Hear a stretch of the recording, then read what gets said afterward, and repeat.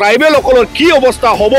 আজি ৰিজাৰ্ভেশ্যনৰ ক্ষেত্ৰত চাকৰিৰ ক্ষেত্ৰত শিক্ষাধিকাৰ ক্ষেত্ৰত আৰু বিভিন্ন আজি ভাৰত পৰ্যায়ত এই যে কম্পিটিশ্যনৰ যুগত আৰু ৰাজনীতি অধিকাৰৰ ক্ষেত্ৰত মাটি বাৰীৰ অধিকাৰৰ ক্ষেত্ৰত ট্ৰাইবেল বেলেন্স ব্লকৰ ক্ষেত্ৰত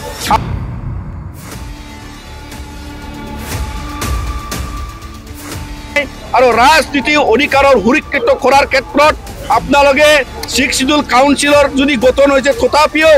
আজিৰ দিনত যিমান 6 শিডিউল আছে ইয়াত সুৰক্ষিত নহয়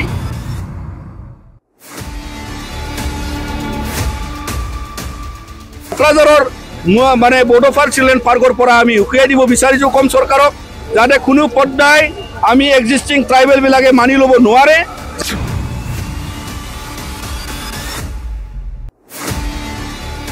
আজি এই পপুলাস যি এটা এডভান্স কমিউনিটি 6 জাতি জনগোষ্ঠী যদি আপোনালোকে এসটি কৰে তেতিয়া হলে আমি মাৰ্জিনালাইজড অৰ ডাবল মাৰ্জিনালাইজড আমি হৈ যাম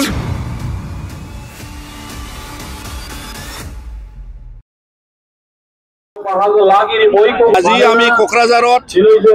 এই বডোফাৰ চিলড্ৰেন পাৰ্কৰ পৰা এটা বঞ্জাৰ ৰেলে টৰ্চ ৰেলে আমি ইয়াৰ আয়োজন কৰিছো আৰু ইয়াত আমি কোকৰাঝাৰৰ বসবাস কৰা গাৰো ৰাভা বড়ো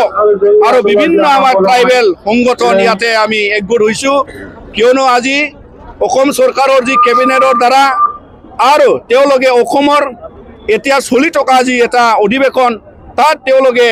এটা ৰেকমেন্ডেশন আৰু তেওঁলোকৰ যি ৰিপৰ্ট হেতু তেওঁলোকে পাস কৰি 6 জাতি জনগোষ্ঠী কৰাৰ ক্ষেত্ৰত এসটি কৰাৰ ক্ষেত্ৰত তেওঁলোকে অনুমতি জনাব বুলি আমি শুনিবলৈ পাইছো আৰু ইয়াৰ কাৰণে আমি সকলোৱে ট্ৰাইবেল হিচাপে অসমত বসবাস কৰা 14টা ট্ৰাইবেল হিচাপে আৰু এই কোকৰাঝাৰৰ মানে বডোফাৰ চিলড্ৰেন পাৰ্কৰ পৰা আমি উকিয়াই দিব বিচাৰিছো কম চৰকাৰক যাতে কোনো পৰ্যায় আমি এক্সিস্টিং ট্ৰাইবেল বিলাকে মানি ল'ব নোৱাৰে যে আপোনালোকে এই যি 14টা ট্ৰাইবেলক নকচাত কৰি বা 14টা ট্ৰাইবেলৰ ব্যৱস্থাটো আপোনালোকে আজি জানে সকলোৱে যে অসমত 10% ৰিজাৰ্ভেশ্যন আৰু ভাৰত পৰ্যায়ত আমি 7.5% আমি ট্ৰাইবেল হিচাপে স্বীকৃতি ৰিজাৰ্ভেশ্যন পাই কিন্তু অসমৰ ক্ষেত্ৰত আজি যদি 14টাৰ বাদে যদি 6টা জাতিক যদি আপোনালোকে ট্ৰাইবেল কৰে তেতিয়াহ'লে আপোনালোকেও অভিজ্ঞত যে তাত অসমত বসবাস কৰা খাৰ মানে পপুলেশনটো কিমান বেছি আজি 6 জাতীয় যদি জনগোষ্ঠী হয় এসটি হয় তেতিয়া হলে তেওঁলোকে 1.5 কোটিৰ পৰা 2 কোটিলৈকে তেওঁলোকে ইয়াত ডেমোগ্ৰাফিক্যালি পপুলাস আৰু আমি এক্সিস্টিং ট্ৰাইবেল বৰে ইয়াতে আমি 50 লাখৰ ফলত আমি ইয়াত বসবাস কৰা এই ট্ৰাইবেল সকলৰ কি অৱস্থা হ'ব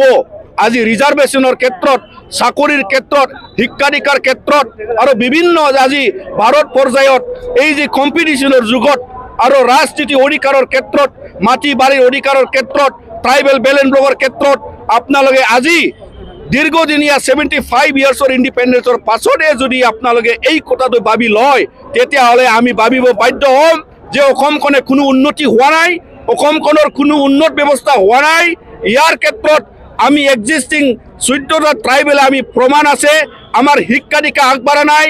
আমাৰ বিভিন্ন চাকৰি বাকৰি ক্ষেত্ৰত আমি আগবাঢ়া নাই ৰাজনীতি অধিকাৰৰ ক্ষেত্ৰত আমি আগবাঢ়া নাই আৰু ৰাজনীতি অধিকাৰৰ সুৰক্ষিত কৰাৰ ক্ষেত্ৰত আপোনালোকে 6 শিডিউল কাউন্সিলৰ যদি গঠন হৈছে তথাপিও